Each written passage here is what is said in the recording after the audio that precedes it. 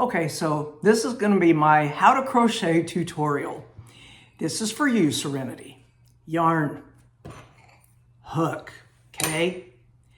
You're going to want to make a loop. Just take your short end behind your long end, okay? And then you're going to take your long end here and stick it through that hole that you made. Hang on to what you brought through and kind of pull it tight. So you have a hole, put your hook in there.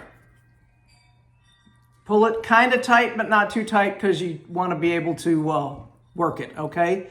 Now, there are a lot of different ways to hold your crochet hook. There's a lot of different ways to hold your yarn.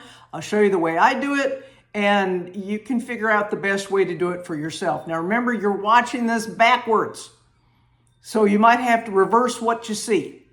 But you're going to want to have your yarn over your index finger and put your middle finger on it so that it goes around like so. So you see you have the yarn, the long end of your yarn is over your index finger. You put your middle finger by it, and then you're going to want to grab a hold of the short end, okay? You're going to take your hook, and you're going to grab hold of your yarn there, rotate your hook down, and pull it through that loop. That's called a chain. So, the reason that you hold this like this is to keep some tension on your yarn. Because if you don't, it's not going to work. So you have a little bit of tension on your long yarn. You got your hook there. Your hook is going to grab your yarn, rotate it towards you and down, and pull it through the loop. I'll do it again. I'll see if I can, I'm going to move the phone over here to a different angle. So you see how I've got my yarn, got my hook.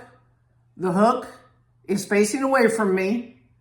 I put it on the yarn and I rotate down.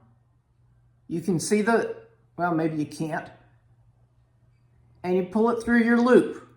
Now, this is a chain and you got to make a row of these to get started to make anything. So you grab your yarn with your hook, rotate it down, pull it through the loop. Grab your yarn with your hook, rotate it towards you and down, and pull it through the loop. And what you're going to end up with is a row of chains, which I realize is really hard to see because I don't even know where the camera is.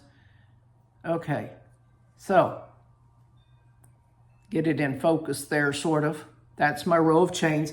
I'm going to go ahead and make this chain a little bit longer, and you'll notice as I do, and this is another way that I keep my yarn tight, is sometimes I bend my finger down. So that helps to hold the yarn tight. If you don't hold the yarn tight, you end up with really big loops and you're always having to go back and pull them back tighter. And you don't want to have really big loops.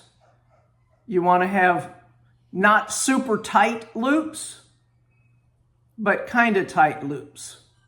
Okay, so this video is over 4 minutes long. I'm going to stop this video and I'm going to make another video showing you how to do a different stitch.